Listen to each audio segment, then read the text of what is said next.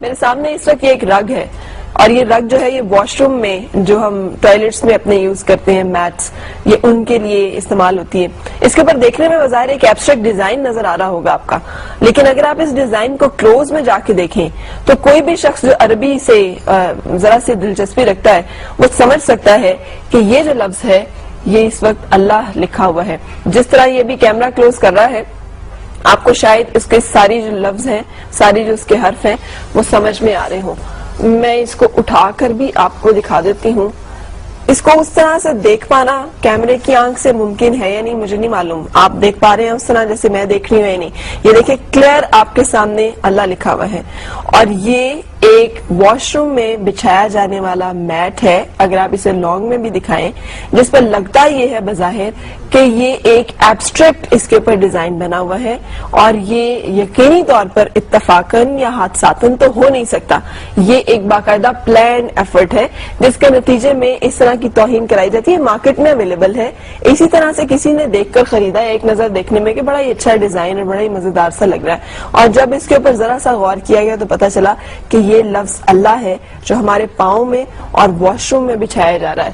سو یہ صورتحال ہے ان تمام ایفرٹس کی اور ان تمام کاوشوں کی جو ان لوگوں اور ان مذاہب کی طرف سے آتی ہیں جنہیں ہم کہتے ہیں بڑے معتدل مزاج ہیں اور اگر کوئی تشدد پسند ہے تو وہ صرف مسلمان ہے. یہ ایک کپڑا ہے. یہ کپڑا خواتین کے لباس بنانے میں استعمال ہوتا ہے. اگر کیمرہ اسے بھی کلوز کرے تو اس پر بھی اس جگہ پر یہ الحمدللہ رب العالمین بہت کلیئرلی پڑھا جا رہا ہے.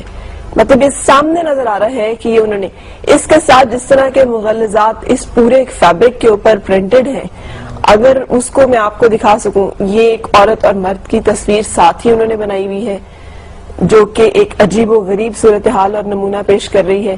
اس کے بعد اس کے بالکل نیچے یہ لفظ اللہ پرنٹ ہوا ہے.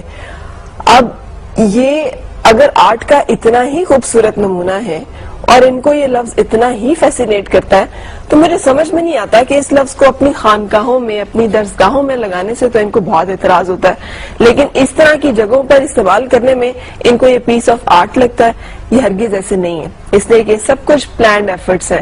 یہ وہ سازشیں ہیں، یہ ان کی نفرت کا، یہ ان کے ان گھناؤنی عزائم کا، یہ ان سازشوں کا مظہر ہے جو مسلمانوں اور عالم اسلام کے خلاف کی جا رہی ہیں اور مسلسل کی جا رہی ہیں.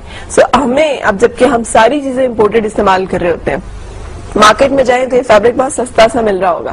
اب پتہ نہیں اویلیبل ہے یا نہیں ہے لیکن مجھے یہ مل پایا. اور اس طرح کی اور بہت ساری جگہیں اور بہت سارا جگہوں پہ ایسا ہو رہا ہوگا جو میرے پاس ابھی نہیں ہے. لیکن آپ جب بھی جائیں پلیز کائنڈلی جب ہم باہر کی چیزیں خریدتے ہیں تو اس میں ان چیزوں کے اوپر ضرور غور کریں کہ ان کے انگریڈینٹس کیا ہیں. ہم جو لپسٹکس استعمال کر رہے ہیں اس میں سور کی چربی استعمال کی جا رہی ہے. ہم جو یہ فیبرک استعمال کر رہے ہیں اس کے اوپر پرنٹ کے اوپر اور ایبسٹریکٹ فارم کے اوپر کیا چیزیں ہیں جو کہ پرنٹ کر کے بھیجی گئی ہیں.